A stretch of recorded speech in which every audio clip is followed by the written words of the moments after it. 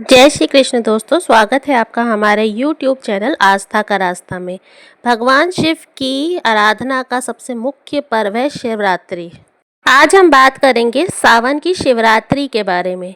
सावन की शिवरात्रि की महिमा क्या है, सावन की शिवरात्रि के क्या उपाय हैं, उसकी पूजन विधान क्या है और इस दिन आपको कौन कौन से महा उपाय और प्रयोग करके अपने जीवन पे बदलाव कर सकते हैं, अपने जीवन में नई खुशियों को प्राप्त कर सकते हैं।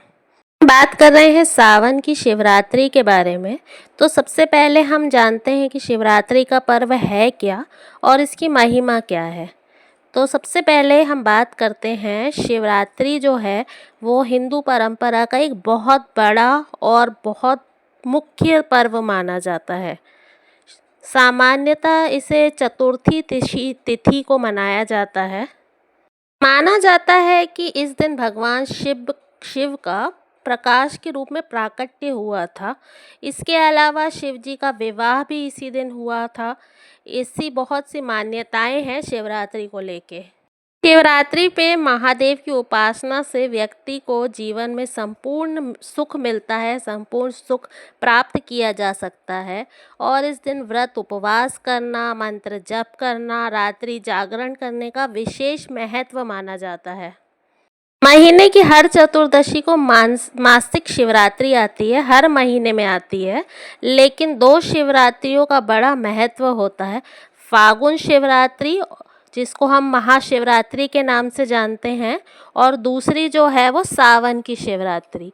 इन दोनों शिवरात्रि का बहुत महत्व है। सावन का महीना शिव जी का प्रिय महीना माना जाता है, शिव जी को बहुत प्रिय है, इसलिए सावन की शिवरात्रि का बड़ा विशेष महत्व होता है। बहुत ज़्यादा ये लोकप्रिय होती है। पवित्र नदियों से कावड़ में जल लेके आते हैं और उससे शिव जी का अभिषेक करते हैं, शिव जी पर अर्पित करते हैं, जिसका बड़ा महत्व होता है। उनको बहुत ज़्यादा फल मिलता है। इस जल से शिव जी का अभिषेक करने से उनकी सारी मनोकामनाएं और प्रार्थनाएं पूर्ण होती है। तो सावन की शिवरात्रि बहुत विशेष महत्व रखती है। बहुत अच्छा मौका है शिव जी से अपनी प्रार्थना पूरी कराने का, अपनी इच्छाएं पूरी करने का। वैसे तो शिव जी पर रोज़ जल चढ़ाना चाहिए, लेकिन सावन के महीने में और ख़ासकर सावन की शिवरात्रि में अगर किसी विशेष नदी का जल शिव जी पर चढ़ाया जाए तो इसका बड़ा विशेष महत्व होता है, बहुत महिमा होती है। तो इसका ज़रूर हमको पालन करना चाहिए। अब आपको बताते हैं कि सावन की शिवरात्रि पर भगवान की उपासना करने का सही तरीका क्या है। शिव जी की उपासना किस तरीके से आपको इस दिन करनी है।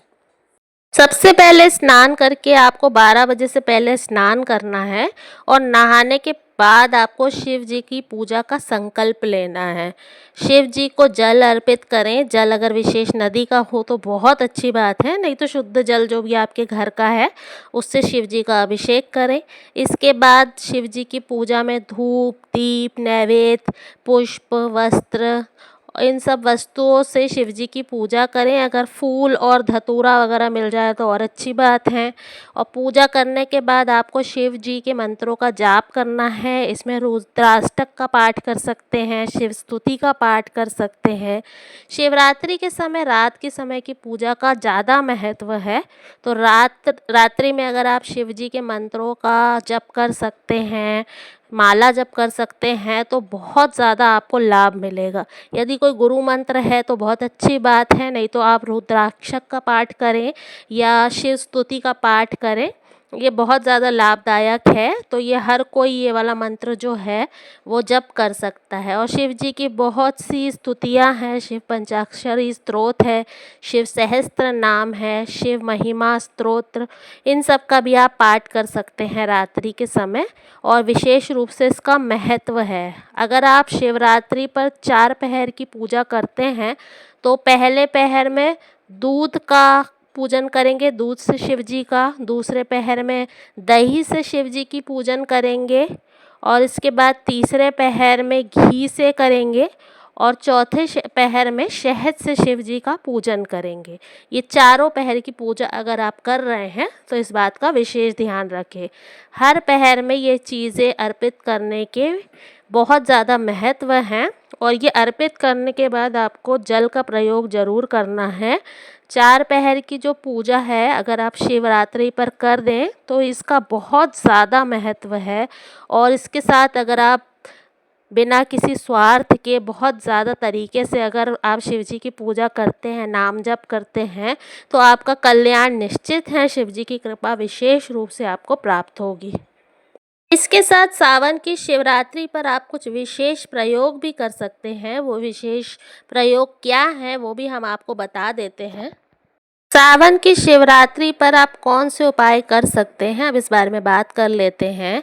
शीघ्र विवाह के लिए अगर आप प्रयत्न कर रहे हैं, आपकी मनोकामना है, आपका विवाह नहीं हो रहा है, तो आपको सावन की शिवरात्रि पर किसी भी समय अपनी आयु के बराबर बेलपत्र चढ़ाने हैं। यदि आपकी आयु 25 वर्ष है तो आप 25 बेलपत्र चढ़ाएंगे, 30 है तो 30 चढ़ाएंगे, लेकिन एक साथ नहीं चढ़ाने हैं आपको, एक एक करके शिवलिंग पर ये चढ़ाने हैं।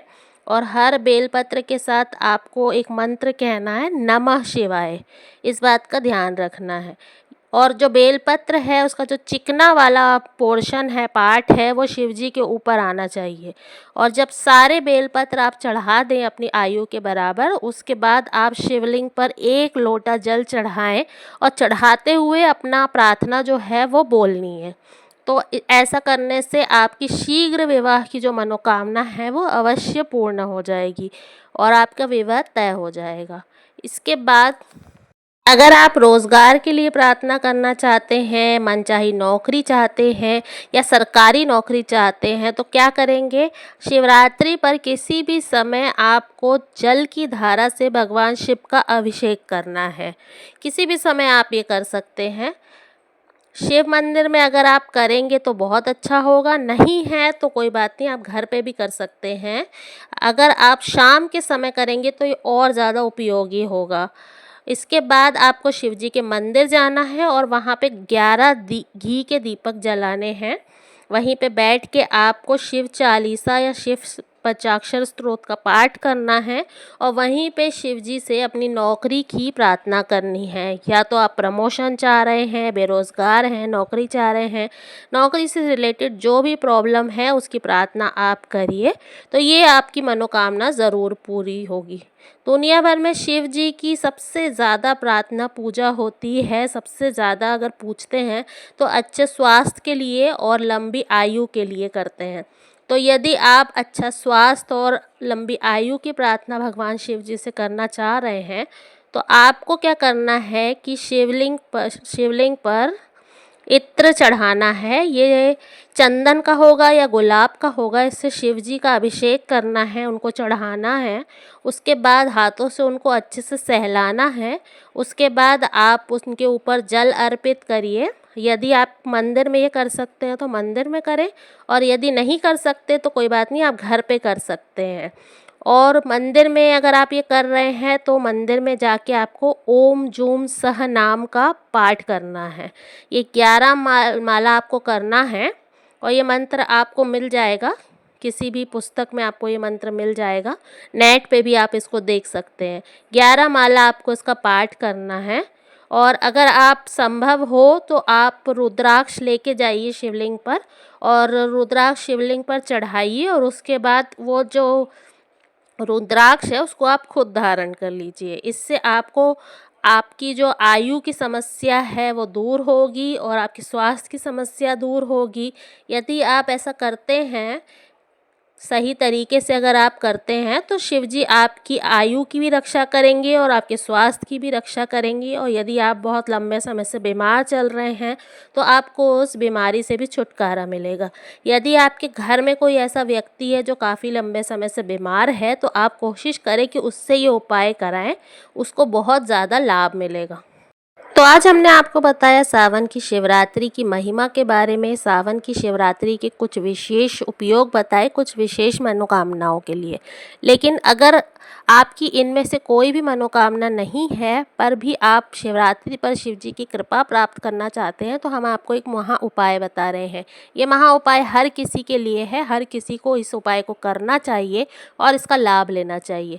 तो महाशिवरात्रि जो सावन की शिवरात्रि पड़ रही है वो है 23 जुलाई को। तो इस दिन हर व्यक्ति को शिव मंदिर जाना है और शिव जी के सामने एक घी का दीपक जलाना है। ये उपाय सबको करना है। ये स्वास्थ्य भी देगा, धन भी देगा, संपत्ति भी देगा और आपको प्रसिद्धि भी देगा। तो आपकी कोई भी समस्या है तो उसके आपको लाभ मिलेगा और साथ में शिव जी की विशेष कृपा आपको मिलेगी। तो शिवरात्रि के दिन अगर आप सुबह नहीं जा सकते तो स्पेशली शाम को करें। शाम के टाइम तो और ज़्यादा महत्व है इस उपाय का। तो शाम के समय मंदिर जाके दिया ज़रूर जलाएं और वहाँ पे हाथ जोड़ के शिव जी से प्रार्थना करें।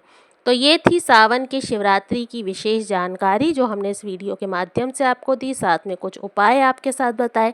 उम्मीद है कि आपको ये जानकारी पसंद आई होगी। पसंद आ गई है तो वीडियो को लाइक कर दीजिए। अभी तक चैनल को सब्सक्राइब नहीं किया है तो चैनल को सब्सक्राइब कर दें और कमेंट में राधे राधे ज़रूर लिखें। धन्यवाद।